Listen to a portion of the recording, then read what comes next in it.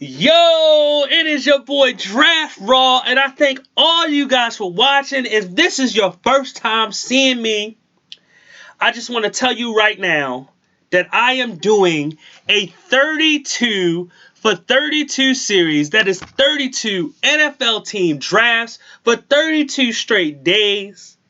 And from the title of this video, I am doing the Jacksonville Jaguars. I have done literally every team in the NFL. This is the last video. This is the very last video for the 32 for 32 series. That is 32 NFL teams for 32 straight days. I have done this for 32 straight days. I thank everybody for watching any of these videos. If you've literally watched every single 32 for 32 series videos, I thank you. I appreciate you. If you haven't, this is your first time you watching me. Maybe you're a Jacksonville Jaguars fan. That's the situation. I've done this series. I did all of the teams. I'm so happy right now. But anyway, just whatever. I'm just excited. I just want to get straight into this draft for the Jacksonville Jaguars. So let's just do it. With the very first pick, the Jaguars decided to select C.J. Henderson, cornerback from Florida. Now, he is a man and zone type of corner. Very just coverage heavy corner. Not much of a press guy because he's not physical. And not being physical actually goes into him not being a great tackler as well. He's a really good solid coverage cornerback with a lot of speed. Kind of reminds you of trying to think of somebody that was just straight up coverage coming out of the college. I don't want to say Deion Sanders. I don't want to say because that's a whole. I don't want to, but does you give just a straight cover? D'Angelo Hall, just straight cover guy, man zone, just coverage. But when it came to like pressing or being tackler, he wasn't that great at it.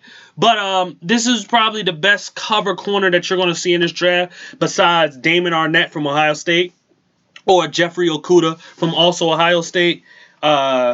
This was a really good pick from Jacksonville, especially how they're trying to replace what they lost in Jalen Ramsey, which they actually used for a later pick. And let's talk about this. Their first round pick, the other first round pick, K'Lavon Chaisson, edge rusher from LSU. Now, K'Lavon has a good motor. Drops in coverage half the time. Designated pass rusher, reading from my notes, and he's really fast. It wasn't he's a very bendy guy as well, so that's another like good notch about him is that he can bend really well.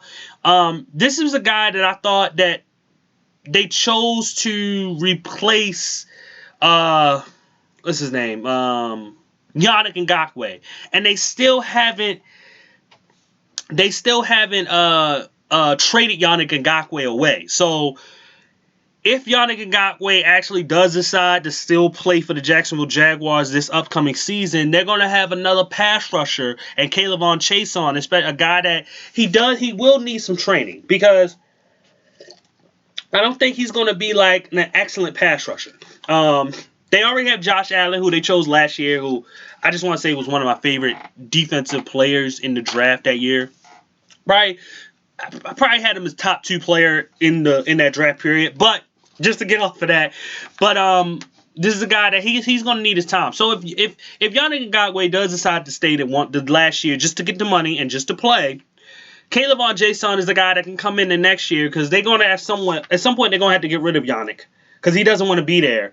And K'Lavon Chaisson can come in and be another pass rusher, and then he already done learned from both Yannick and he could be learning from Josh Allen as well. So this is a solid pick for them. I don't think he was the best pass rusher on the board at the time, but I do think it was a pretty solid pick. He like I said, drops in coverage. He has the ability to drop in coverage, so you're getting that athleticism.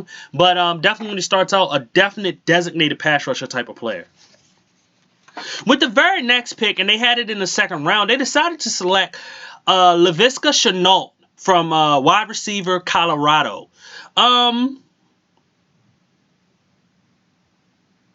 he needs to improve his route running. I didn't write any of the notes because I knew sometimes I don't need to write the notes of certain players. I just don't, because I already know what type of player they are. So he needs to improve his route running. I think that he has pretty darn good hands. I think that a big plus about him is very versatile in terms of being a running back and a receiver.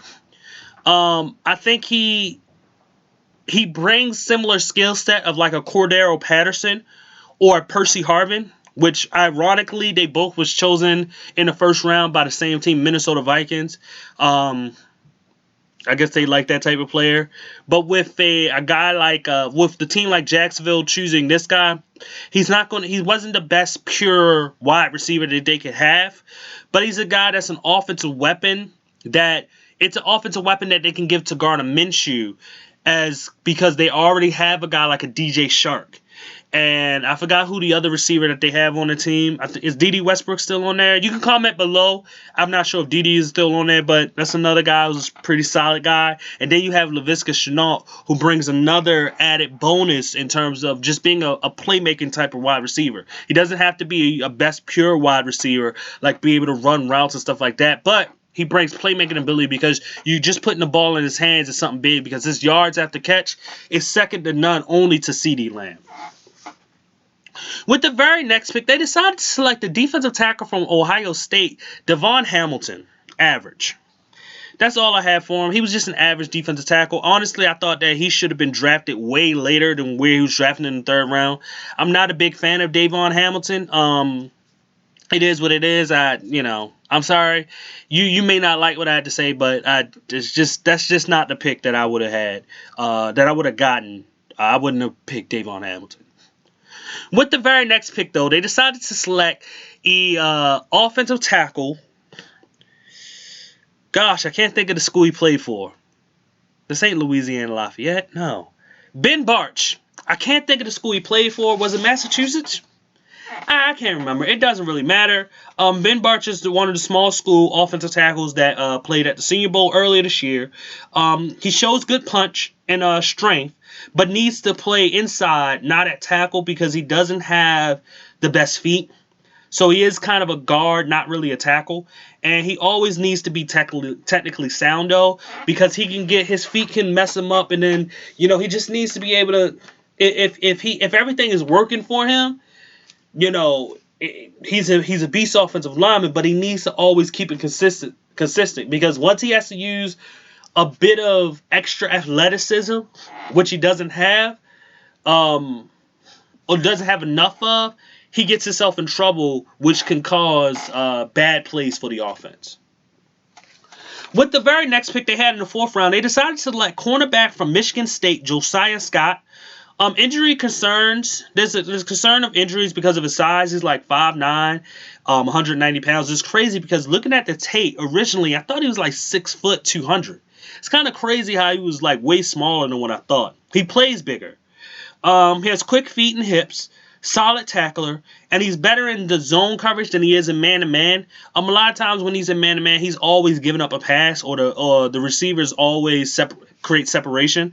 But when I see him in zone, you can see some of the instincts that he have to take over, to be able to see things and kind of look back at the quarterback, just to know where everything is at and where he's going to go. I don't know with the Jacksonville Jaguars if that's the situation they're going to run a lot of zone covered type things, but this is the type of player that I think Josiah Scott is, and if there's a chance that he will be a starter, expect your team to play a lot of zone coverage because he's not a great man-to-man guy. Then with the very next pick in the fourth round, they decided to select Shaquille Quarterman, a linebacker from Miami. With Shaquille, he is absolutely trash. Absolute trash. So I'm going to just go to the next pick. With the next pick, they decided to select Daniel Thomas, safety from Auburn. He's a downhill safety, a great tackler with high energy. He just needs to get better at coverage. That's his biggest thing. He's a typical strong safety that doesn't have great cover skills in terms of just kind of being out there in zone. And man-to-man skills with him going up against tight ends, he uses his physicalness to stick with guys. He's not a greatly pure like cover guy. He has to kind of get his hands on the guy a little bit, so he can be a little too handsy. But overall, a lot of times he doesn't get called for pass interference. So there's something that he is doing right that allows him to be able to make these covers on tight ends and running backs and so forth and so forth. With the very next pick, they decided to select wide receiver from Texas, Colin Johnson. He's just a big jump ball receiver type of guy. No route running skills like whatsoever. Just kind of like a Vincent Jackson, Malcolm Floyd type of receiver. It's kind of just go down the field, catch the big play. Maybe a slant route here or there, maybe a 10-yard hitch or something, or come back. But there's not much really to think about him. He's just a guy that I would throw fades at him. I would do back shoulder fades, red zone fades, deep ball throws that are kind of jump balls and like stuff like that. Middle of the field jump ball type stuff. That's what type of receiver, or that's how I would use him as a receiver. With the very next pick, they decided to select quarterback from Oregon State. Jake Luton. Trash. And with the last two picks, Tyler Davis and Chris Claybook, I used YouTube to watch game tape. There was no real game tape of either of these players, so I can't really comment on them, and I'm not going to use no highlight tapes to try to get, the feel for what these guys are. But anyway, that was the last pick in the draft. Chris Claybrooks and Tyler Davis and Jake Luton. Those are the last three picks of the draft. Usually, like I said, if you watch any of my other videos, I usually have everything down pat. Every single player I'm able to talk about, but I couldn't talk about much about them. So it is what it is. But anyway, I thank everybody for watching. If you like this video, hit that like button. If you want to see more of me, please hit that subscribe. Please hit that notification bell and make sure you hit all and not personalize when you hit that notification. Or if it pops up, make sure you hit all so you can get all notifications. And please share this video. Once again, my name is Draft Raw. This was the last video for the 32 for 32 series. I thank everybody for watching. And please stay safe and have a blessed day. Goodbye.